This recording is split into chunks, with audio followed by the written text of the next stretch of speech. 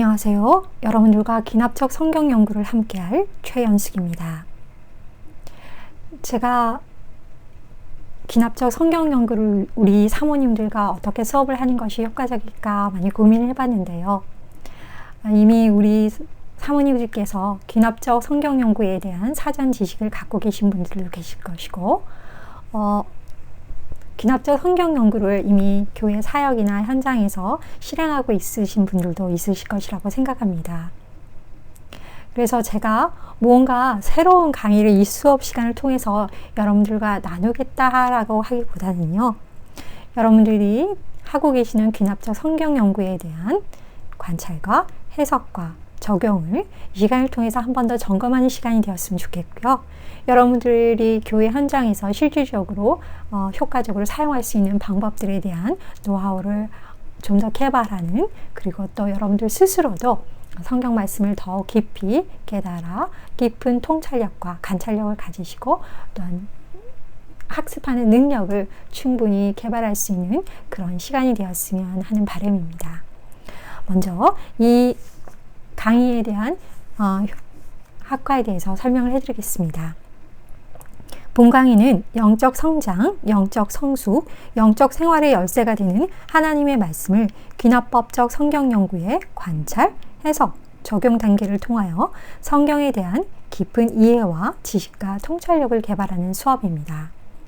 이 수업을 통해서 여러분들이 개발할 수 있는, 그리고 여러분들이 좀 더 이 시간을 통해서 여러분들에게 도움이 되었고자 하는 것은요, 바로 성경의 본문의 깊은 관찰을 통해서 본문 말씀을 해석함으로 말씀 속의 진리를 발견하는 기쁨과 함께 적용을 통한 삶을 변화시키는 성경 연구로 나아갈 수 있는 통합적인 학습 능력을 개발하는 시간이 되었으면 좋겠습니다. 구약과 신약에 나타나는 주요 문학 장르들을 해석하고 적용하는 데 필요한 이해와 안목을 개발할 수 있을 것이고요. 또한 기납적 성경 연구의 교수법을 학습해서 여러분들의 교회 사역에 좀 더 효과적으로 사용할 수 있는 필요한 안목과 능력을 개발하는 수업이 되었으면 합니다. 저희 수업을 통해서 사용하는 교과서는요, 하워드 핸드릭스와 윌리엄 핸드릭스의 삶을 변화시킨 성경 연구, 기납적 성경 연구 가이드북입니다. 물론 저희들이 지금 현재 출간된 기납적 성경 연구에 대한 많은 도서들이 있지만요, 이 책이 가장 기본적으로 베이직하게 기납적 성경 연구를 효과적으로 지도할 수 있고 또한 학습할 수 있는 연습 문제라든지 그리고 설명이라든지 이런 것들이 아주 자세하게 수록이 되어 있기 때문에 여러분들 이후의 사역이라든지 또한 여러분들의 개별적인 기납적 성경 공부에도 좀 더 효과적으로 도움이 되겠다, 많은 도움이 될 것이라고 생각해서 이 교재를 선택하였습니다.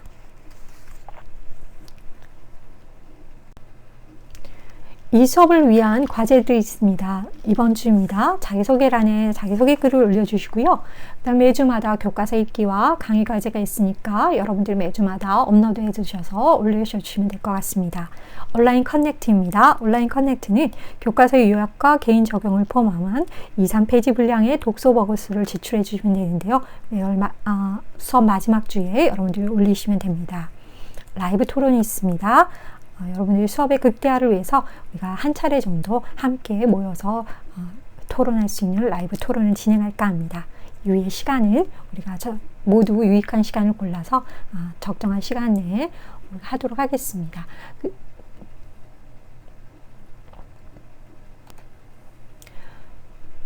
코스의 배점이라든지 그 다음에 이외의 강의 계획서를 참고하셔서 여러분들이 유익한 정보들을 얻으시면 될 것 같습니다.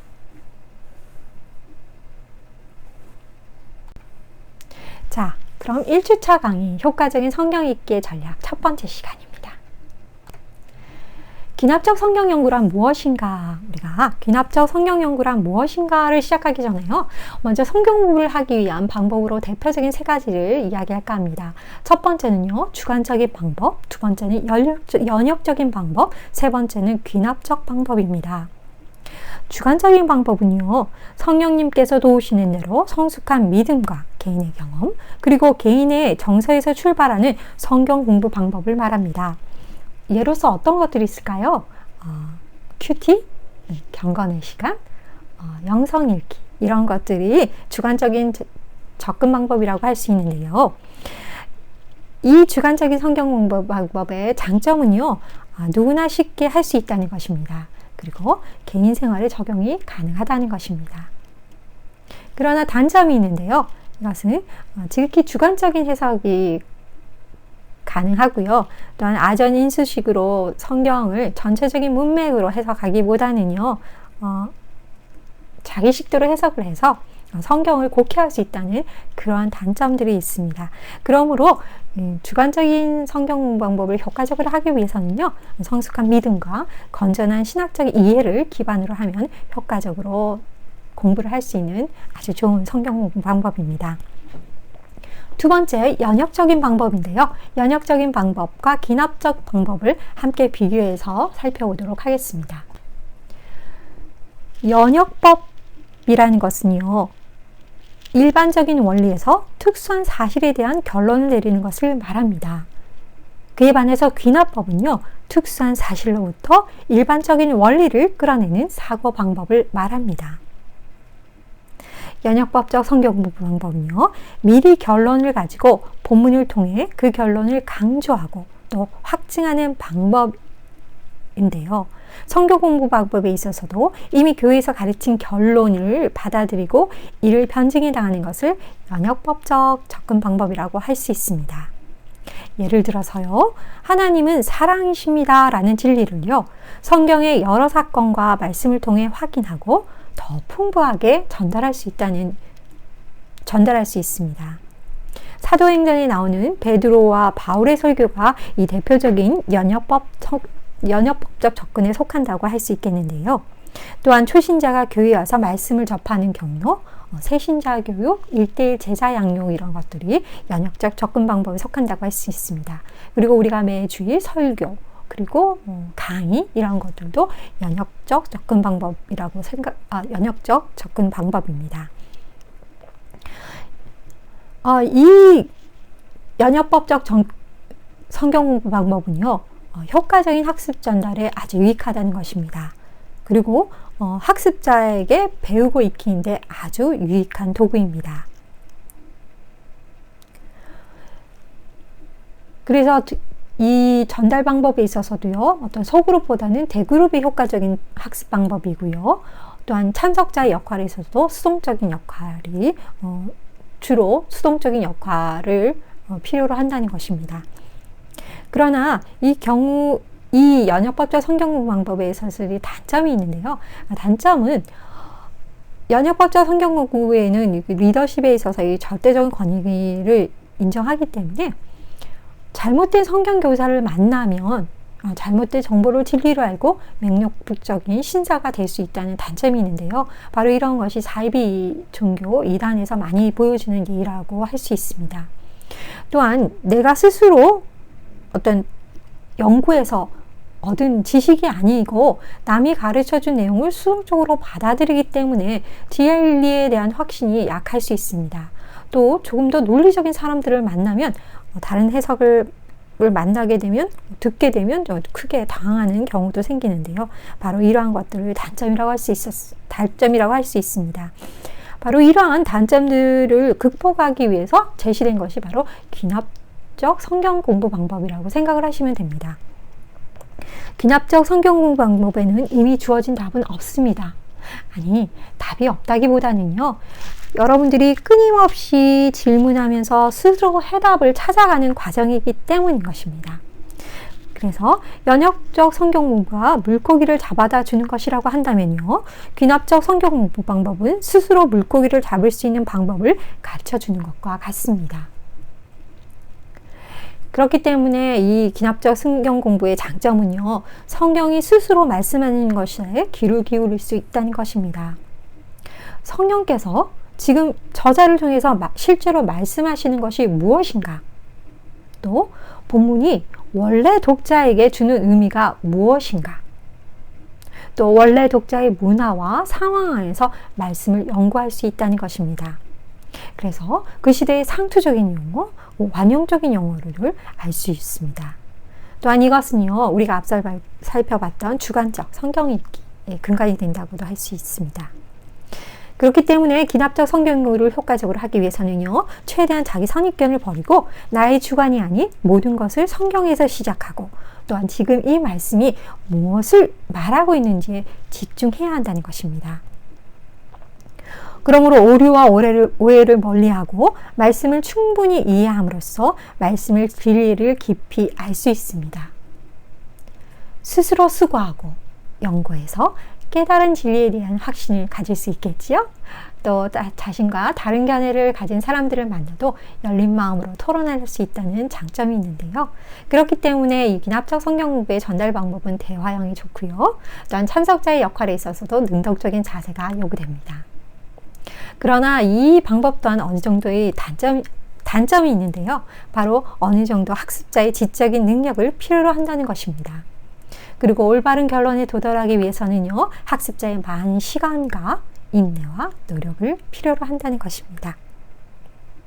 자, 우리가 이렇게 성경 공부를 하기 위한 방법들, 이렇게 주관적인 방법, 연역적 방법, 기납적 방법에 대해서 소개를 했는데요. 저는 정말 좋은 성경 공부 방법은요, 기납법적 성경 공부를 기반으로 해서 성경 자체의 메시지에 귀를 기울이고 또 성경에서 깨달은 복음과 진리를 다른 사람에게 전달할 수 있고 또 이 메시지를 나의 생활과 나의 삶에 적용할 수 있는 것이 가장 좋은 성경 공부 방법이 아닐까라고 생각합니다. 여러분들은 어떠세요? 자, 이 효과적인 성경 공부, 기납적 성경 공부를 하기 위해서는요, 우리가 필요한 것들이 있으면 더 좋겠죠? 장비들이 필요한데요. 물론 없어도 돼요. 하지만 여러분들이 이런 유익한 자료들을 갖고 있으면 여러분들이 좀 더 효과적으로 할 수 있는 거죠. 먼저 성경책인데요. 성경책은 여백이 많은 성경책, 그리고 성경에 설명이 없는 성경책, 단락에 소제목이 없는 성경책, 이런 거 구하기 쉽지 않지요. 요즘에는 모든 성경책들이 다 단락별로 구분이 되어 있고요. 또 설명도 많고요. 예, 여백은 거의 없잖아요. 그죠? 그래서 저는 여러분들이 기납적 성경 연구를 하겠다라고 하면요. 여러분들이 그 성경을 한 장 정도 딱 해서 내가 오늘 그러면 사도행전 1장을 해야 되겠다. 그러면 사도행전 1장을 여러분들이 손글씨로 다 적은 다음에 그 노트에, 그래서 여러분들이 그 노트 여백에다가 여러분들이 시간 그 공부하면서 깨달은 그런 묵상들, 말씀들, 관찰한 내용들을 하나하나 적어가면 정말 좋은 여러분들이 귀납적 성경 공부 과제가 될 것 같습니다. 그리고 선구사전이 있는 선구사전이 부록이 있는 성경책이라든지 지도가 있는 성경책이면 좋겠지요. 추천하는 성경사전으로는요, 새 성경사전, 아가페 성경사전, 비전 성경사전, 성경관용어 사전, IBP 신구약 배경사전 등이 있고요. 성경지도로는 바이블 아틀라스, 아가페 성서지도, 스펙트럼 성서지도, 성경의 역사, 지리학, 고고학 아틀라스, 이런 것들을 추천하고자 합니다. 바로 이러한 도구들이 여러분들이 신앙 성경 말씀을 더욱 깊이 관찰하고 또한 해석하고 적용하는 데 유익한 도구들이 될 것이라고 생각합니다. 자, 그러면 우리가 왜 성경을 공부해야 하는가 한번 우리 살펴보도록 할까요? 첫 번째, 왜 성경을 공부해야 하는가? 우리 성경 말씀에서 답을 찾아야 되겠죠? 베드로전서 2장 2절입니다. 베드로전서 2장 2절에는요, 성경 공부는 영적 성장에 필수적이다라고 이야기하고 있습니다. 이 말씀 속에서는요, 여러분들이 세 가지 단어에 주목을 해보면 좋을 것 같습니다. 바로 attitude, appetite, aim입니다. 첫 번째 자세인데요. 자세는요, 마치 가난아이가 젖병을 움켜쥐듯이 우리가 성경 말씀을 움켜쥐는 자세입니다. 아이가 자기 생명을 유지하기 위해서 젖을 먹어야 하는 것처럼요, 우리도 영의 생명을 유지하기 위해서 말씀의 젖을 사모하는 그러한 자세가 필요하고요. 그 다음에 에피타이트는 바로 입맛인데요. 우리가 말씀의 젖을 사모하는 것, 시편 19편 10절에도 말씀이 꿀송이보다 더 달다고 했는데 그 꿀송이를 사모하는 그러한 맛으로 우리가 성경 공부에 임해야 되고요. 그 다음에 이 자세와 입맛이 중요한 것은요, 바로 목적이 있기 때문입니다. 어떤 목적이요? 바로 우리가 자라기 위함입니다. 성경은요, 호기심을 채워주기 위해서가 아니고 그리스도의 모습을 닮아가도록 하기 위해 쓰여졌습니다.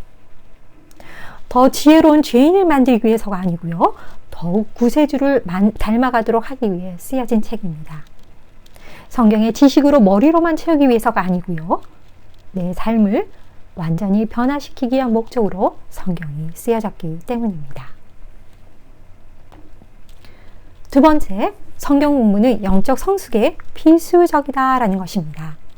히브리서 5장 11절에서 14절 말씀은요, 말씀을 지속적으로 공부하며 자신을 연단시켜서 선과 악을 분별할 수 있는 능력을 지닌 자가 곧 영적으로 성숙한 사람이다 라고 이야기하고 있습니다. 영적인 성숙은요, 얼마나 내가 많이 이해하고 있느냐가 아니고 내가 얼마나 많이 사용하고 있느냐에 달려 있습니다. 영적인 세계에서 무지와 상반되는 개념은요, 지식이 아닙니다. 바로 순종입니다. 우리가 이러한 말씀 읽기, 성경 공부를 통해서 성숙한 음식을 사모하고 수고하기를 원하는 그러한 노력을 절대적으로 필요하다는 것입니다. 자, 세 번째는요, 성경 공부는 효과적인 영적 생활에 필수적입니다. 디모데후서 3장 16절에서 17절 말씀은요, 성경이 가져다 주는 4가지 유익에 대해서 말하고 있습니다. 첫 번째, 교훈. 두 번째, 책망. 세 번째, 바르게 함. 네 번째, 의로 교육하기에 유익하다라는 것입니다. 성경은 우리 생활에 죄를 정리하고 하나님의 뜻에 맞게 살 수 있도록 정결케 하는 역동적인 힘을 공급해 줍니다. 그리고 우리가 의로운 삶을 살 수 있도록 훈련시켜 줍니다. 말씀의 궁극적인 목적, 하나님의 사람으로 온전케 하며 모든 선한 일을 행하기에 온전케 하기 위함입니다. 성경은 하나님의 감동으로 쓰여졌습니다. 히스토리는 바로 His story, 하나님의 이야기입니다. 신학자 월필트는요, 성경은 하나님의 말씀이다. 그러므로 성경이 말하는 내용은 곧 하나님이 말씀하시는 것과 동일하다라고 말했습니다. 이는 성경의 영감성을 잘 말해주고 있는데요. 우리가 성경을 하나님의 말씀이라고 부르는 이유는요, 하나님께서 말씀하시고자 했던 것들이 바로 성경에 기록되어 있기 때문입니다. 감동으로 번역된 단어는요, 하나님이 숨을 내쉬었다라는 뜻을 지니고 있는데요. 하나님께서 직접 숨을 내심으로 성경을 만들어내셨다라는 의미입니다. 숨이란 단어는요, 영어로도 번역이 가능한데요. 그래서 우리는 성경이 쓰여지는 과정을 감독하신 성령님의 사역을 알 수 있습니다. 신학자 찰스 라이리는요, 하나님께서 인간 저자들을 감독하셔서 그들의 개성은 그대로 살리시면서 그러나 하나의 오류도 없이 하나님께서 전달하기를 원하시는 계시의 내용을 성경의 원문에 쓰고 기록하도록 하셨다라고 말했습니다. 또한 베드로전서 1장 22절에서는요, 예언은 오직 성령의 감동하심을 입은 사람들이 하나님께 받아 말한 것임이라 라고 했는데요. 여기에 쓰인 감동하심이란 동사는요, 부는 바람에 의해 배가 움직여가는 것을 묘사할 때 쓰는 표현입니다. 그러므로 성경의 저자들은 성경을 써나감에 있어서 하나님이 원하시는 대로 펜을 움직였고 하나님께서 원하시는 대로 성경을 썼다라고 알 수 있는 거죠. 성경 말씀은 사람들의 단순한 명상의 결과가 아닙니다.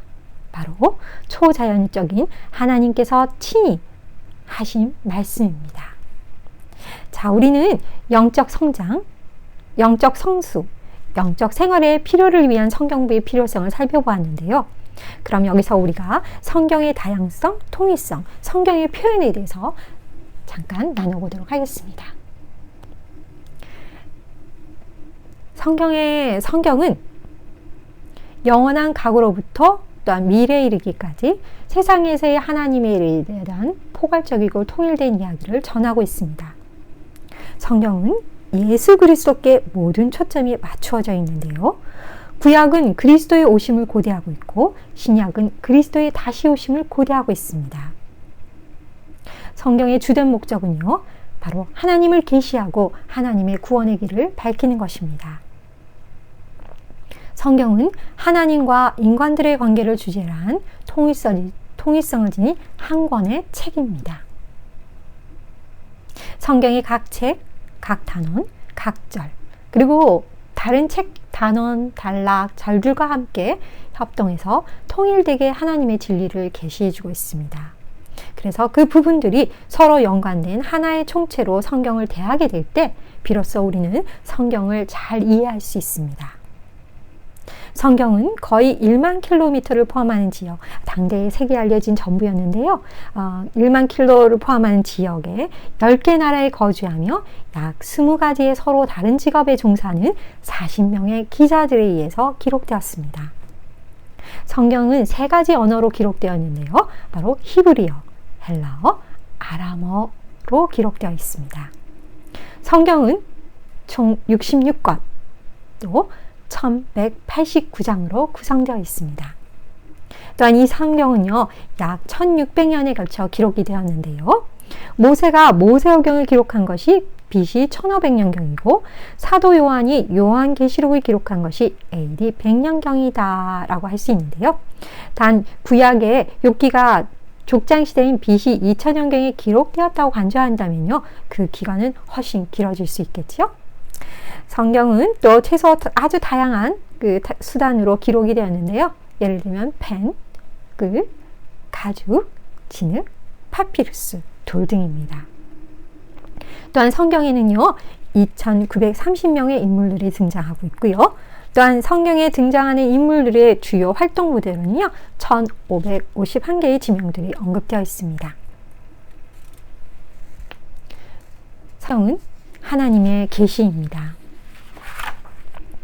또한 성경은 절대 무오합니다. 무오성은 성경에 오류가 없음을 말하고 있습니다. 성경은 마태복음 5장 17절, 18절 말씀을 보면 주님께서는 이렇게 말씀하고 계십니다. 내가 율법이나 유언자들의 말을 폐하러 온 줄로 생각하지 말라. 폐하러 온 것이 아니라 완성하기 위해 왔다. 내가 진정으로 말한다. 천지가 없어지기 이전에는 율법의 1.1획도 없어지지 않고 다 이루어질 것이다. 바로 주님께서는 성경 본문의 단어 하나하나에까지 더 나아가서 단어의 한 부분분의 일까지도 절대적인 권위를 부여하셨습니다. 성경의 모호성은 우리가 그 원문에 있어서도 온전히 신뢰할 만하며 신빙성 있고 오류가 전혀 없는 성경을 가지고 있음을 의미한다고 할 수 있습니다. 또한 성경은요, 역사 속에서 사람의 언어로 준 하나님의 말씀입니다. 그렇기 때문에 역사 속에서 역사적인 배경에 영향을 받습니다. 사람의 언어로 표현됐기 때문에 우리는 그 당시 언어를 이해할 수 있어야 합니다. 또한 성경 안에 있는 우리가 인간적인 요소와 신적인 요소를 분별할 수 있어야 하는데요. 인간적인 요소는 어떤 것들이 있을까요?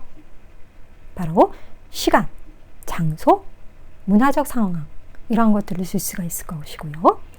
또한 신적인 요소는 시간, 장소, 문화를 초월한 영원한 진리를 말합니다.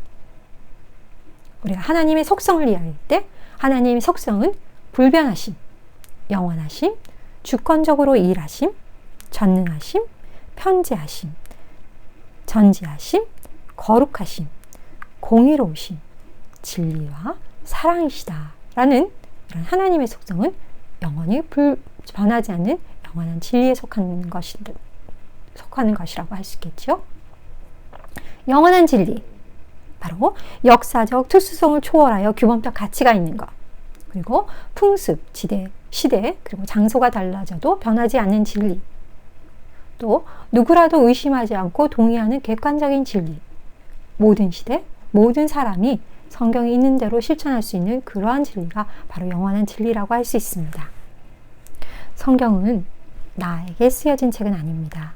성경은 나를 위한 책입니다.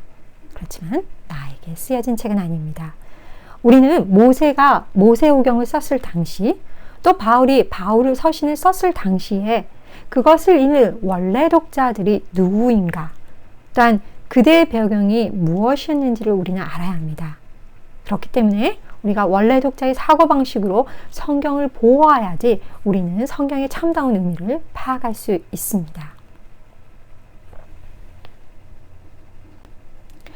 성경을 크게 세 가지 골격으로 나눠볼 수 있는데요. 바로 역사서, 체험서, 예언서입니다.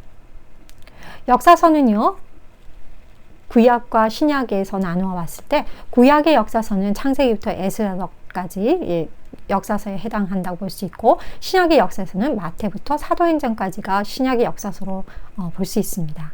또한 체험서는요, 구약에서는 욥기서부터 아가서까지, 또한 신약에 있어서는 바울 서신과 일반 서신이 바로 체험에 포함된다고 볼 수 있고요. 또 예언서로서는 구약에는 대선지서와 소서신지서가 예언서에 속한다고 볼 수 있고, 신약에서는 요한계시록 한 권만이 예언서에 속한다고 볼 수 있습니다.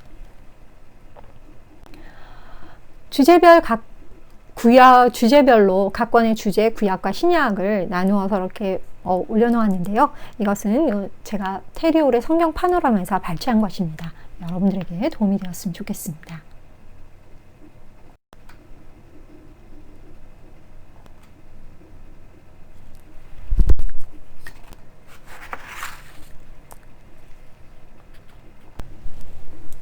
삶의 변화를 가져오는 전략적인 성경 공부 방법.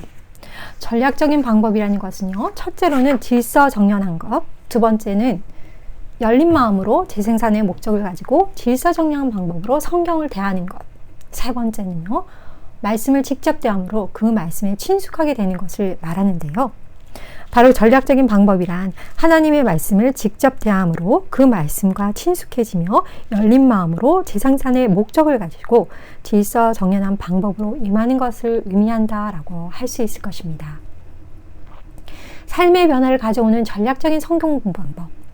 저희 책에서는요, 3단계로 구분하고 있습니다.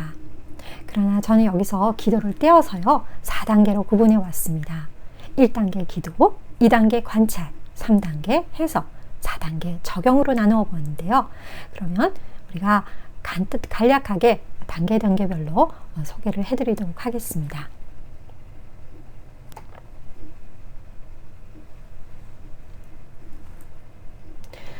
자, 1단계 기도. 기도는요, 우리가 성경을 공부하기 전에, 하는 도중에, 혹은 하고 난 후에 기도라는 무기가 상당히 필요한데요. 왜냐하면 기도는 바로 우리가 효과적인 성경 공부를 하기 위한 열쇠이기 때문이죠.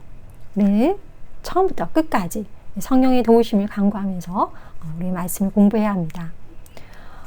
회피해야 될 것, 잘 알고 계시겠지만 다른 사람을 흉내를 내려고 하면 안 된다는 것, 바로 우리의 진실한 마음, 하나님의 말씀 붙잡기를 위한 사모하는 마음으로 우리가 말씀을 공부해야 되고, 또한 그러한 마음으로 기도로 시작을 해야 합니다.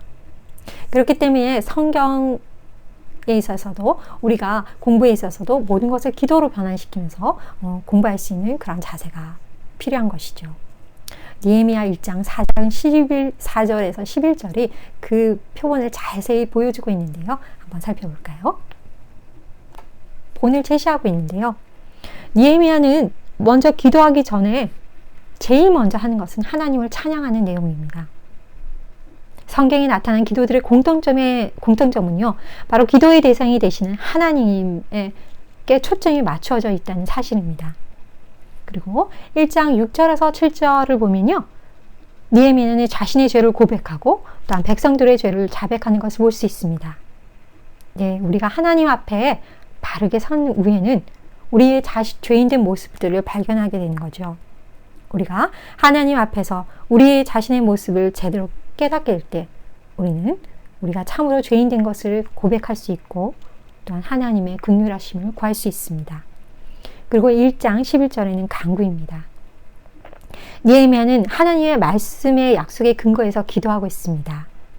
그렇습니다. 우리가 늘 기도에 있어서도 우리가 우리의 의지가 아닌 하나님의 말씀에 입각해서 우리의 간구하는 바를 구할 수 있어야 합니다. 두 번째 단계인 관찰입니다. 관찰은요, 바로 본문에서 무엇을 보는가입니다. 무엇을 보는가에 대한 질문과 답변을 끊임없이 해나가는 과정이 바로 관찰이라고 할 수 있는데요. 마치 어떤 실마리를 찾기 위해 애쓰는 탐정과 같다고 할 수 있습니다. 생각이라는 모자를 써야 하고요. 그저 대충 훑어보는 것 이상으로 껍질을 파고 속으로 들어가는 그런 과정이라고 할 수 있습니다. 생각하고 또 생각하고 씻고 또 씻고 영적인 되새김질을 하는 과정이라고 할 수 있는데요. 구절구절 단어 하나하나가 모두 중요합니다. 그래서 세부사항 모두를 포함해서 모든 것을 볼 수 있어야 합니다. 유익한 관찰의 도구로서는요, 우리가 먼저 주요 용어를 파악을 해야 합니다.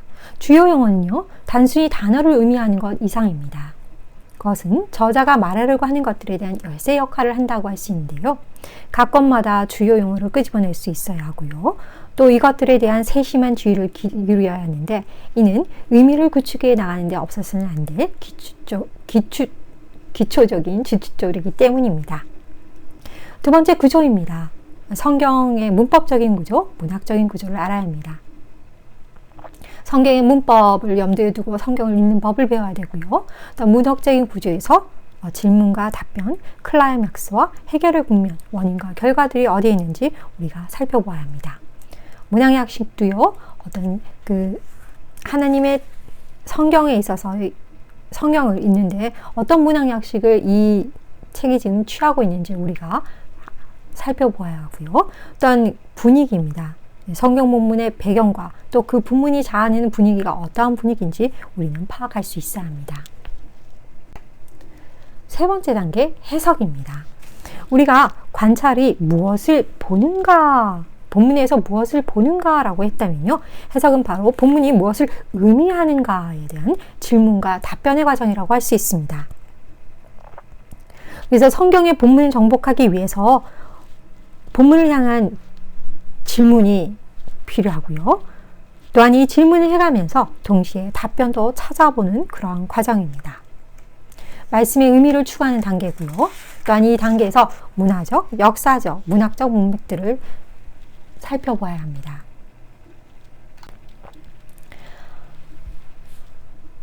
성경 해석에 있어서의 단계를요, 우리가 3단계로 조금 나누어 보자면요. 첫 번째는 원래 역사적 문맥에서 본문을 파악하는 것입니다. 이것은요, 여러분들이 앞에서 본문을 자세히 읽고 관찰했다면 좀 더 빠르게 또 접근할 수 있는데요. 원래의 역사적 문맥에서 본문을 파악하는 것입니다. 그래서 원래 독자, 원독자에게 이 성경은 무엇을 의미했는가를 우리는 이 시점에서 1단계에서 파악할 수 있어야 됩니다. 두 번째 단계는요, 바로 성경 독자, 원래 독자들과 우리 사이에 놓여있는 차이점들이 무엇인가, 건너야 할 강의 넓이 제기라고 있는데요. 오늘날 그리스도인들이 원래 성경 독자들, 문화, 언어, 상황, 시간, 그리고 때로는 언어적인 측면에서 많이 떨어져 있습니다. 그렇기 때문에 우리는 때로는 이러한 강의 넓이가 넓음으로 우리가 성경을 곡해하고 바르게 이해하지 못할 수도 있는데요. 우리가 이것들을 이 단계에서 찾아봐야 되는 거죠. 그래서 그 당시에 어떤 상투적인 용어, 관용적 용어로 이해하고 이러한 것들, 우리가 이 단계에서 건너뛰어야 될 과정들입니다. 네, 세 번째, 원리하의 다리 건너기인데요. 이 원리하의 다리 건너기에서는 우리가 이 본문이 지닌 신학적인 원리가 무엇인가에 대해서 우리가 깊이 알아봐야 되는 것입니다. 바로 이 신학적인 원리는요, 우리가 따로 끄집어내는 것이 아니고요, 바로 본문의 일부라는 것입니다. 그러면 신학적인 원리 어떻게 찾아볼 수 있을까요? 이 신학적 원리는요, 바로 본문의 저자가 의도했던 의미를 발견하는 것인데요. 성경 본문을 통해 하나님이 특정한 성경 독자들에게 구체적으로 표현하셨듯이 하나님은 동일한 본문들을 통해서 자신의 모든 백성들을 향한 보편적인 신학적 교훈들을 주시고 계십니다. 신학적 원리를 결정하기 위해서는요, 여러분들이 2단계, 우리가 건너야 성경 독자들과 그리고 우리 사이에 놓여있는 강을 건너야 하는 것처럼 이러한 것들에 있어서 우리가 유사점이 없는지, 그리고 본문 가운데 반영되어 있을 뿐만 아니고 우리 성경 독자들 사이에서도 연관되어 있는 넓은 신학적 원리를 찾아내려고 노력해야 합니다. 이 신학적인 원리는 본문 속에 제시되어 있어야 할 뿐만 아니라 또한 성경의 나머지 부분들과도 조화를 이루어야 합니다. 그렇기 때문에 신학적 원리를 구성하는 필요한 판단 기준은요, 첫 번째는 그 원리는 본문 속에 반영되고 있어야 한다라는 것이고요. 두 번째는 무시간적인 가치가 있어야 하고 특정한 상황에 매이지 않아야 한다는 것입니다. 세 번째로는요, 문화적으로 속박되어 있지 않아야 한다는 것이고요. 네 번째는 성경의 나머지 부분의 가르침과 상충되어서도 안 된다는 것입니다. 성경의 독자와 현대 독자 모두에게 의미 있고 연관성이 있어야 한다는 것입니다. 그리고 마지막으로 우리가 이 신학적 원리를 발견했다면 이 신학적 원리를 하나 혹은 두 문장으로 표현할 수 있어야 되고요. 그리고 이때 반드시 현재 시제의 동사를 사용하는 것이 좀 더 신학적 원리를 우리의 재구성하는데 좀 더 유익한 방법이라고 생각합니다. 자, 마지막 4단계 적용입니다. 우리가 이 적용의 단계는요, 말씀이 어떻게 생활 속에서 역사하실 수 있는가에 대한 질문과 답변을 하게 되는 단계입니다. 그래서 우리 현 상황에서 본문을 파악하려고 노력을 해야 되는데요. 이 본문이 나의 삶에 구체적으로 어떻게 적용할 것인가, 또는 배운 이 진리를 오늘의 상황에 능동적으로 반응하는 일이라고 할 수 있습니다. 성경은 하나님께서 계시해 주신 말씀이기 때문에 우리의 삶에 적용할 수 있습니다. 성경은 항상 현실의 문제를 다루고 있습니다. 그러므로 성경을 읽으며 말씀에 기울이는 사람들은 자신들의 삶의 변화를 직접 경험하게 됩니다. 바로 이러한 것들이 4단계 적용해서 우리가 구체적으로 실행해야 될 부분들입니다. 지식에서 실질적인 삶의 변화, 이러한 행위로 나아갈 수 있도록 성경 공부가 이루어져야 됩니다. 자, 이렇게 우리가 귀납적 성경 연구 단계를 간략하게 살펴보았는데요.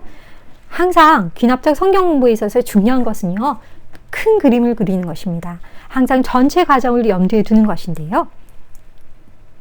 여기에서 우리는 본문에서 무엇을 보는가, 바로 관찰의 단계죠. 또한 본문이 원래 성경 독자들에게 무엇을 의미했는가, 바로 해석의 단계죠. 그리고 성경 독자들과 우리 사이에 놓여있는 차이점, 본문이 지닌 신학적 원리는 무엇인가, 이런 것을 우리가 해석에 해당된다고 할 수 있고요. 또한 마지막에 오늘날 그리스도인들이 이 신학적 원리를 나의 삶에, 우리들의 삶에 어떻게 적용해야 하는가, 적용 단계입니다. 그래서 이러한 과정들이 모두 함께 여러분들이 묶어서 성경 공부를 하신다면 더 깊은 영적인 통찰력과 깊은 이해를 가질 수 있는 유익한 성경 공부를 할 수 있는 방법이 되는 것이죠. 그렇기 때문에 성경 공부 읽고 기록하고 되새겨보자. 잊지 마세요. 자, 그러면 우리가 이제 관찰에 대해서 이제 우리가 본격적으로 한번 알아볼 텐데요. 하나하나 이렇게 세분화시켜서 우리 책에서는 관찰에 대해서 너무나 많은 설명들을 해놓았죠. 아마 여러분들이 이번 주에 읽어야 될 과제들이 정말 많으실 거예요. 그렇지만 그렇게 어렵지 않은 부분이니까 여러분들이 쉽게 읽으실 수 있을 것이라고 생각합니다. 이미 읽으셨던 분들은 저와 수업을 통해서 한 번 더 정리하는 시간이 되었으면 좋겠습니다. 자, 관찰의 중요성.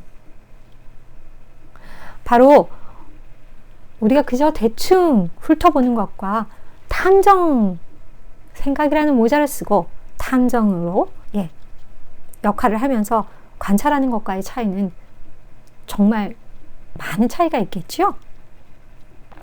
우리는 이 관찰의 단계에서 무엇을 보는가라는 질문을 제기하고 답변을 찾아가야 합니다. 본문이 무엇을 말하고 있는가에 대해서 끊임없이 관찰하는 그런 단계인데요. 성경을 관찰하는 기술을 어떻게 발전시킬 수 있을까? 제가 먼저 본문을 여러 번 읽어야 합니다. 그리고 본문 관찰에서 본문의 세부사항 모두를 주의 깊게 살펴보는 일이 포함된다고 할 수 있고요. 또 본문을 깊이 파헤쳐보고 씹고 또 씹는 영적 되새김질 시간이 필요한 것입니다. 그리고 본문에 대한 시간을 많이 할애하셔야 합니다. 인내가 필요하겠죠? 그리고 수많은 관찰 항목들을 표시해 놓은 것. 그래서 다양한 방법으로 그러한 것들이 이 관찰에 있어서 유익한 방법이라고 할 수 있습니다. 그럼 하나하나 한번 살펴볼까요? 자, 우리 책에서는 효과적인 성경 읽기 전략에 대해서 몇 가지로 소개하고 있는데요. 제가 이 부분에서 기도를 살짝 떼어서 1단계에 넣었기 때문에 9가지만 소개했습니다. 첫 번째, 탐구하는 자세로 반복해서 읽자. 두 번째, 인내하며 읽자. 세 번째, 다양한 방법을 사용하여 읽자. 분석적으로 읽자. 다양한 방법으로 읽자. 묵상하며 읽자. 목적을 이해하며 읽자. 내용을 소화하며 읽자. 만원경 시각을 가지고 읽자. 단락 단위로 공부하자입니다. 그러면 우리가 탐구하는 자세로 반복해서 읽자. 시작해 볼까요? 자, 탐구하는 자세로 반복해서 읽자. 이때는요, 우리가 책 전체를 한 자리에서 다 읽는 것이 중요합니다. 대충 훑어보는 것이 아니고 생각이라는 모자를 쓰고 깊이 생각하는 과정인데요. 이 탐구하는 과정을 통해서 우리는 하나님의 말씀을, 하나님의 진리를 곱씹어서 새롭게 재구성시킬 수 있는 그런 과정이라고 생각하시면 됩니다. 성경을 통으로 읽는 것이 중요합니다. 장절 구별 없이요. 그냥 통으로 한꺼번에 읽는 것이 중요한 것입니다. 왜냐하면 이 책 전체를 통으로 읽을 때 우리가 전체적인 성경의 윤곽을 파악할 수 있기 때문이죠. 그리고 성경을 소리내서 읽는 것. 자신의 목소리만큼 성경을 읽는데 집중하게 해줄 수 있는 도구는 없습니다. 소리를 직접 내면서 읽게 되면요, 자연히 각 단어마다 집중하게 되고요. 또 우리가 소리내서 성경을 읽는데 그저 읽는 것이 아니라 정말 사모하는 마음으로, 사모하는 사람에게, 사랑하는 사람에게 연애 편지를 받은 것처럼 사모하는 마음으로 읽으면 감정도 되살아나겠죠. 그래서 그렇게 소리내서 읽는 방법을 권해드리고 싶고요. 그 다음에 성경을 읽을 때 계획을 세워서 읽고, 또한 색칠하면서, 그러니까 컬러 코팅이라고 하는데요. 인물은 인물대로, 장소, 때, 주요 용어, 동사, 접속사, 이러한 부분들을 색칠해가면서 다양한 색칠로 해서 읽으면 이 과정을 좀 더 유익하게 할 수 있을 것이라고 생각합니다. 자, 그 다음에 그렇죠. 이렇게 하기 위해서는 우리는 인내가 필요합니다. 어떨 때는 성경 중에 한 권을 택해서 한 달 내내 씨름해야 될 때도 있고요. 아니면 더 나아가서 몇 개월을 씨름해야 될 때가 있을지도 모르겠습니다. 그렇지만 끝까지 포기하지 않고 읽는 것, 바로 그것이 이 관찰의 단계에서 필요한 건데요. 인내의 두 가지 원리. 먼저 본문에 대한 인내가 필요하고요. 또한 자신에 대한 인내가 필요합니다. 하나님의 말씀을 연구할 때 마음을 차분히 가라앉히고 즐기면서, 또한 하나님의 진리는 말씀 속에 있으므로 오직 인내하면서 말씀에 나 자신을 드려야만 우리는 그 진리, 금광석을 캐낼 수 있기 때문이죠. 마치 갓난아기가 젖병을 움켜쥐듯이 우리가 말씀을 사슬 사모하면서 그 진리를 캐내야 하는 것입니다. 성경을 본문을 분석적으로 읽기. 여기에는요 6가지 미끼가 필요한데요. 바로 육하 원칙입니다.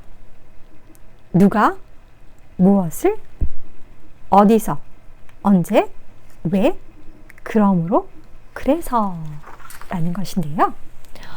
우리가 누가, 바로 본문에 나타나는 인물이 누구인가를 살펴봐야 되겠죠. 그리고 이 본문에 나타나는 인물들이 무슨 말을 하고 있나, 그리고 그 인물이 말하는 바에 주목을 해야 하는 것입니다. 두 번째, 무엇을, 바로 무슨 일이 벌어지고 있지? 무슨 사건들, 그리고 사건들의 순서는 어떻게 되지? 인물들에게 어떤 일이 벌어지고 있는 거야? 저자가 전달하고자 하는 것이 무엇이지?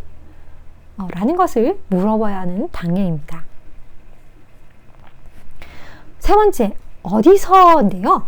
바로 이것은 장소에 관한 질문이 되겠죠. 어디서 이 사건이 벌어지고 있지?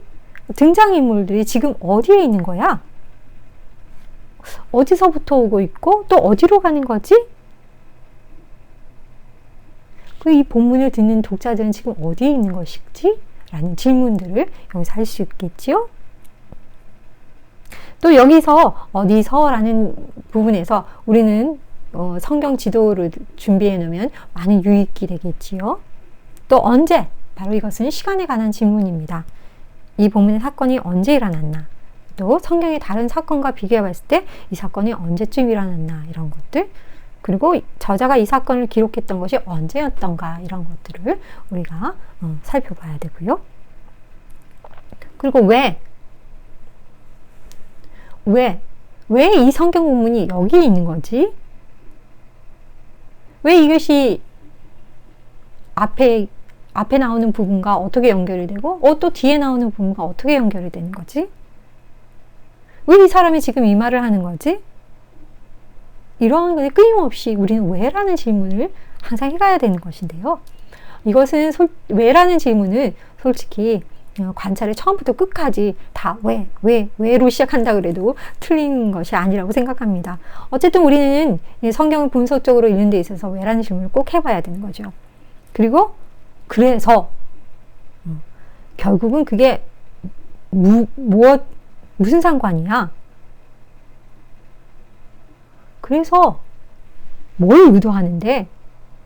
이게 의미하는 게 뭔데? 라는 그러한 우리의 그 질문이 있어야 되고 거기에 대한 답변을 우리가 찾아가는 과정이라고 할 수 있습니다. 그래서 이 6가지 미끼를 중심으로 성경 본문을 읽을 때요. 우리는 적용을 한다면 등장하는 인물이 누구인가? 또 이 단락에서 무슨 일이 벌어지고 있나? 또 사건이 일어나고 있는 것은 어디인가? 언제 이 일이 벌어지고 있는가? 왜 하나님께서는 이 사건을 성경에 기록하셨을까? 또 이 사건이 나의 삶에 어떤 변화를 가져다 줄 수 있을까라는 식으로 우리가 성경 6가지 미끼를 조금 구성해 볼 수 있겠지요? 다음은 다양한 방법을 사용하여 성경을 읽어보자입니다. 성경은 히브리어, 아랍어, 헬라어로 쓰여졌습니다. 우리는 성경을 읽는 과정에 있어서 하나의 성경만을 고집하기보다는요, 다양한 성경 번역본을 두고 서로 비교해서 연구하는 것이 상당히 좋은 추천 방법인데요. 우리는 이 번역 성경을 한 3가지로 구분해 봤습니다. 문자적 번역, 역동적 대응 번역, 자유 번역 순으로 이렇게 좀 나눠봤는데요. 그럼 문자적 번역은 어떤 것인가? 문자적 번역은요, 원어의 단어나 어구를 가능한 그대로 지키면서 번역을 하되 오늘날 가능한 수용 언어에서도 의미를 잃지 않도록 하는 번역을 우리가 문자적 번역이라고 합니다. 그렇지만 이 문자적 번역은요, 모든 면에서 어떤 그 당시의 사람들과 우리의 이런 역사적 간격을 그대로 고스란히 그대로 옮겨 번역한 것이기 때문에 때로는 오늘날 우리 독자들이 읽기에 이해가 안 되는 그런 상투적인 관용적 용어들이 있어서 조금 어려운 것은 있습니다. 그래서 대표적인 것으로는 New King James Version, New Revised Standard Version, New American Standard Bible, English Standard Version 같은 걸 들 수 있고요. 그 다음에 한글 성경은 개역 한글 성경, 개역 개정, 히브리어 직역 성경에 속한다고 할 수 있습니다. 두 번째 역동적 대응 번역은요. 원어의 단어나 수거, 문법적 구문들을 주요 언어의 정확한 대응어로 번역하고자 하는 번역인데요. 이러한 번역은 역사적인 문체와 대부분의 사실적인 문제에 대해서도 역사적인 간격을 그대로 남겨두고 언어나 문법 또는 문체에 대해서는 현대적인 것으로 바꿔놓은 번역을 말합니다.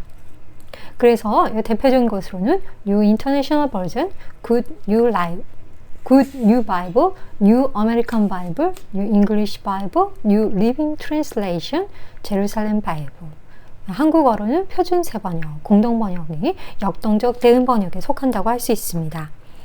그리고 자유번역인데요. 자유번역은 한 단어, 한 언어의 관념을 다른 언어로 번역하고자 하는 시도로서 원어의 단어를 그대로 나타내는 문체에 대해서 관심을 조금 덜 기울였다고 할 수 있고요.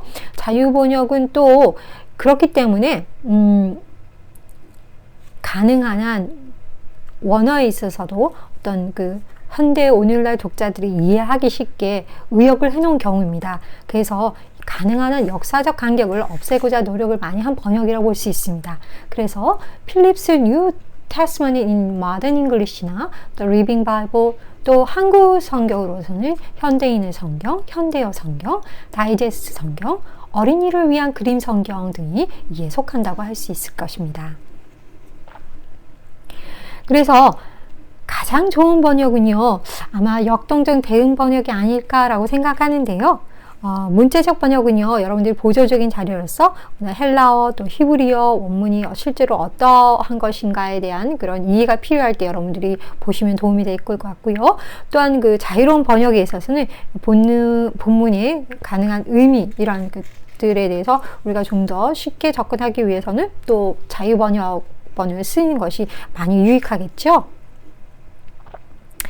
우리가 여기서도 조금 더 유의할 게 역사적 간격입니다. 번역본에서 중요한 것은 바로 도량형이나 돈의 단위, 그리고 또 왕국어법, 이러한 것들, 그리고 어휘나 문법, 문장 구조, 이러한 부분들이 역사적 간격이 아닐까 생각하는데요. 이러한 역사적 간격들을 여러분들이 문자적 번역, 역동적 대응 번역, 자유번역 성경들을 비교해서 보시면 쉽게 또 여러분들이 이해하실 수 있는 유익한 길이 될 것이라고 생각합니다. 제가 창세기 6장 15절에서 16절 말씀을 영어와 또 한국어로 이렇게 번역본을 비교해서 올려놨는데요. 여러분들 참고하시면 될 것 같습니다.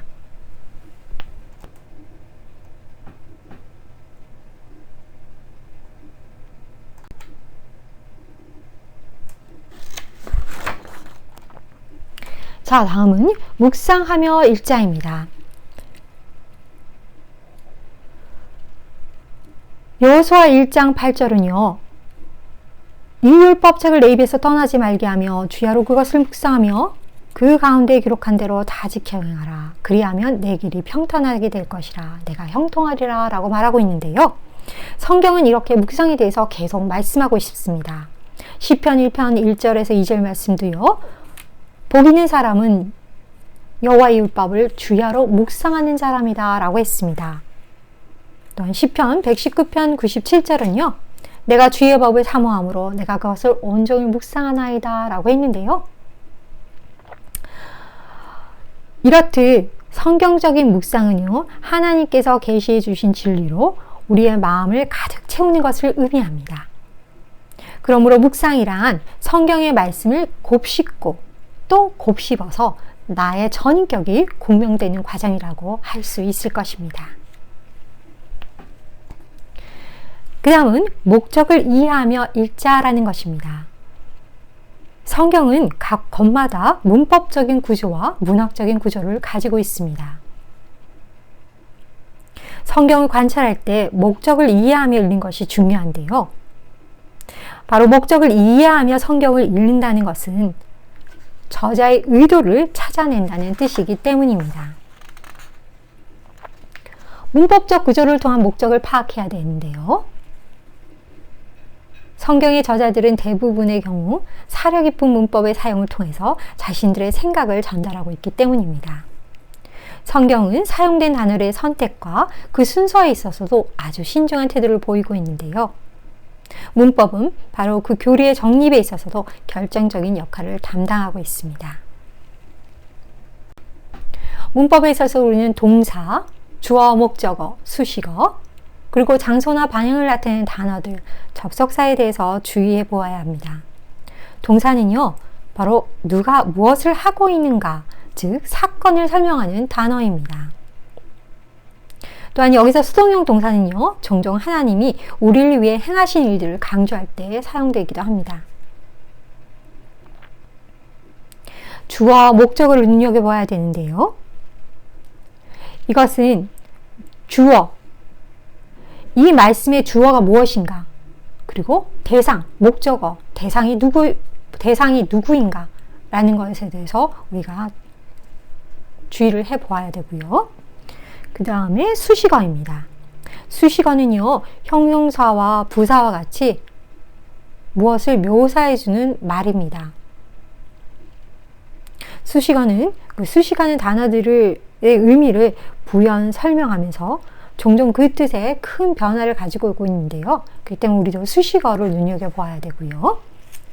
그 다음에 우리가 눈여겨보아야 할 뜻이 장소나 방향을 나타내는 단어들입니다.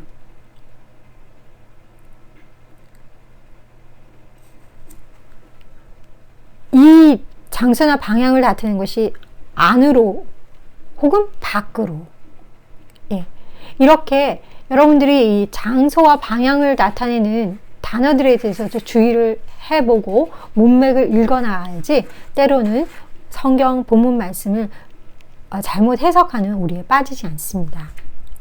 또한 접속사입니다. 접속사는요, 마치 벽돌을 한 대 붙이는 회방죽 같은 역할을 한다고 볼 수 있는데요. 접속사가 연결하는 것이 무엇인지 우리가 알아보는 것이 상당히 중요합니다. 그래서 그러나, 그러므로, 그렇죠? 네, 그런 것들이 접속사가 이 문장에서, 이 본문에서 어떻게 쓰여졌나를 우리가 확인하는 것, 관찰하는 것이 상당히 중요합니다. 문법적인 구조는요, 상당히 포괄적이기 때문에 저희가 다음 시간에 좀 더 이 부분에 대해서 자세하게 다루도록 하겠습니다. 오늘은 이렇게 간략하게 소개만 하고요, 넘어가도록 하겠습니다. 자, 다음은 성경은 문학적인 구조를 가지고 있다입니다. 성경은요, 문학적인 구조를 가지고 있는데요. 정기적인 구조, 또 지리적인 구조, 그 다음에 역사적인 구조, 연대기적 구조, 관념적 구조를 가지고 있습니다. 왜냐하면 성경의 저자들은 문법적인 방법뿐만 아니고 문학적인 구조를 통해서도 그들이 목적하는 바를 전하고 있기 때문이죠. 정기적 구조는요, 이야기체로 되어 있는 부분에서 일반적으로 사건의 주요 인물들을 중심으로 한 정기적인 구조를 가지고 있습니다. 창세기 12장에서 50절에는요, 아브라함에서 요셉까지 4명의 인물들을 중심으로 구성되어 있는 것을 볼 수가 있고요. 또한 사사기에는 여호수아와 이스라엘의 첫 번째 왕인 사울과 그 중간 시대를 인도했던 이스라엘 사사들을 중심으로 구성되어 있습니다. 또한 사무엘 상하는요, 사무엘에서 사울로, 또 사울에서 다윗으로 그 초점이 옮겨가고 있는 것을 볼 수 있고요. 사도행전은 바울이 사도들의 사역 이후에 그 후반부에 주요 인물로 나타나고 있는 것을 볼 수 있는 그런 구조를 가지고 있습니다. 지리적인 구조는요, 바로 그 장소가 열쇠인데요. 출애굽기, 예를 들면 출애굽기에서는요, 이스라엘 백성이 애굽을 떠나서 약속의 땅으로 가는 도중 그들이 거쳐가게 되는 장소들이 중요한 골격을 이루고 있는 것을 볼 수가 있습니다. 다음은 역사적인 구조인데요. 주요 사건들이 역사적인 구조와 골격을 이루고 있습니다. 가령 여호수아서에서는요, 여호수아가 하나님으로부터 중책을 부여받고 또한 그 여호수아가 백성들을 인도하는 그 과정들, 그러한 사건들을 중심으로 소개가 되어 있고요. 또한 요한복음, 또한 요한계시록, 이 모든 것이 모두 다 역사적인 구조로 골조의 골격을 지녔다고 볼 수 있습니다.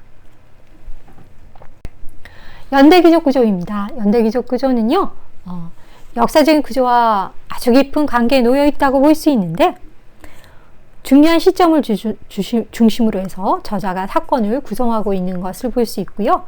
사무엘 상하 같은 경우에는 초기 이스라엘 왕국의 상황을 마치 일기와 같이 그려주고 있는 것을 볼 수 있습니다. 관념적 구조, 대표적인 것은 바울의 서신으로 볼 수 있는데요. 바울의 서신이 이런 관념적 구조를 가졌다고 볼 수 있습니다. 또한 로마서가 또 대표적이고요. 자, 이렇게 우리가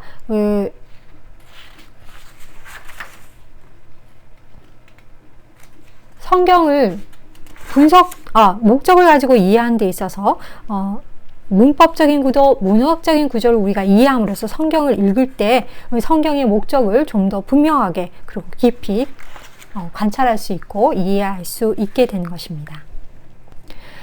자, 내용을 소화하며 읽자라는 것인데요. 우리가 성경을 읽을 때 그 내용을 받아들일 뿐만 아니고 간직하려는 열심을 가지고 읽어야 합니다. 그래서 이 성경이 그냥 이해되는 것으로만 그치지 않고요. 이 성경을 내 것으로 삼겠다라는 의도를 가지고 읽어야 하는 거죠. 그리고 더 나아가서 내가 이 말씀대로 생활할 것이다 라는 적용까지 나가야 합니다. 하나님의 말씀과의 인격적인 교제의 결과로 생활이 변화되는 것, 이러한 것들을 생각하시면서 우리는 내용을 소화하면서 읽어나갈 필요성이 있습니다. 내용을 소화하며 읽을 때 어떤 다양한 방법, 시나 노래나 드라마, 이런 여러 가지 다양한 방법을 사용해서 하나님의 말씀을 읽어나가는 것도 유익한 방법이겠죠? 그래서 이러한 것들, 내용을 소화하면서 정말 내 말씀으로, 나에게 주는 말씀으로 곱씹으면서 성경을 읽어나갈 때 상당히 유익한 성경 공부가 될 것이라고 생각합니다. 자, 다음은 만원경 시각을 가지고 읽자인데요. 성경 본문을 읽을 때 우리가 그 부분을 보는 것도 중요하지만 또한 전체 큰 그림을 가지고 조명하여 읽는 것이 상당히 중요합니다. 왜냐하면 성경은 한 권 한 권들의 책들이 모여서 일관성을 지닌 메시지를 전달하는 하나의 총체를 이루고 있기 때문이죠. 그렇기 때문에 만원경 시각으로 성경을 본다는 것은요, 전체적인 그림으로 성경을 이해해야 된다는 것이고요. 어떤 종합적인 접근을 취해야 한다는 것입니다. 여기서 우리는 접속사를 찾아봐야 합니다. 그러나, 그리고, 그리하면, 이러한 단어들이 서로 연결되는 그런 연결판의 역할을 하는데요. 그 연결판을 하는 그런 그 접속사의 역할에 우리가 주의를 해봐야 되고요. 또한 전체적인 문맥에서 어떤 절이나 단락을 공부할 때 그 주위에 있는 절이나 단락이 전체적인 문맥의 흐름에서 어떻게 연결되어 있는지를 우리는 자세히 살펴보아야 합니다. 세 번째는 이 본문 말씀이 그 말씀 속에 들어있는 전체적인 내용에 비추어서 이해해야 되는데요. 이것이 바로 성경의 문맥에 살피는 일의 궁극적인 단계라고 할 수 있습니다. 또한 책의 역사적인 맥락에 대해서 책의 역사적인 맥락을 가지고 우리는 책을 살펴봐야 합니다.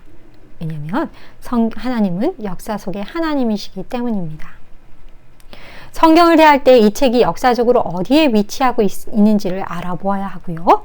언제 쓰여졌는지, 언제 이 사건이 벌어졌는지, 당시 세계에서 어떤 사건들이 벌어지고 있었는지를 우리는 알아보아야 합니다. 여기에서 성경 지도가 많이 유익하겠지요. 이렇듯 생량 역사적인 맥락을 알기 위해서는 우리가 다양한 보조자료를 가지고 있으면 더 효과적으로 사용하실 수가 있습니다. 우리가 하나님의 말씀을 이렇게 전체적인 만원경 시각을 가지고 성경을 읽을 때 우리는 좀 더 하나님의 말씀의 뜻을 깊이 이해할 수 있습니다. 이와 같이 성경을 효과적으로 읽는다는 것은요, 관찰에 있어서 매우 중요한 단계입니다. 또한 성경 본문의 의미를 이해하기 위해서는 많은 노력이 필요한데요. 본문의 구조를 이해하는 것도 상당히 중요합니다. 바로 구조는 쓴 저자가 독자에게 하고 싶었던 이야기, 그 목적을 이해하는 관문이 되기 때문입니다.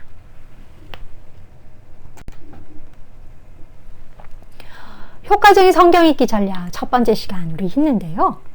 여러분들 오늘 이 학습한 것들을 가지고 여러분들이 한번 그 과제를 스스로 한번 해봤으면 좋겠습니다. 우리가 이 시간에 그러한 것들을 다 다루면 좋겠지만 우리 책에 사도행전 1장 8절 그리고 느헤미야 1장 4절에서 11절을 통해서 절과 또 단락을 공부할 수 있는 방법들이 잘 소개가 되어 있습니다. 그래서 여러분들 스스로 한번 해보시고요. 또한 책과 한번 비교해 보면서 여러분들이 관찰하면서 또는 적용하면서 하시면 더 많은 유익이 되실 거라고 생각합니다. 관찰에 있어서는요, 여러분들이 포기하지 마시고요. 끝까지 깊이 파고드는 것. 쉽고 또 쉽고 영적인 되새김질이 필요하다고 말씀드렸죠. 그러한 과정들을 하시고요. 단 하나 주의할 것은요, 여러분들이 이 단계에서 해석이나 적용을 하려는 시도를 피하셔야 돼요. 즉 관찰하는 일에만 몰두하세요. 그래서 찾고 또 찾고, 그러한 그 금광석을 파는 그런 단계라고 생각하시고, 여러분들이 관찰에만 열두해서 한번 해보시고요. 그리고 많이 읽고 또 읽어보자. 관찰의 키워드입니다. 그래서 여러분들이 그러한 노력들을 통해서 즐거운 사냥이 되시길 바랍니다.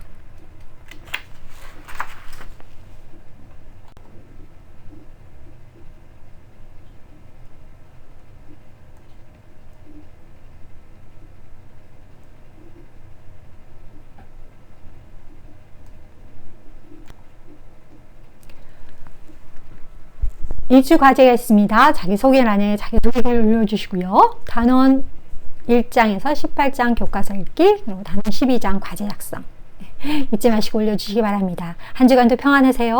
감사합니다.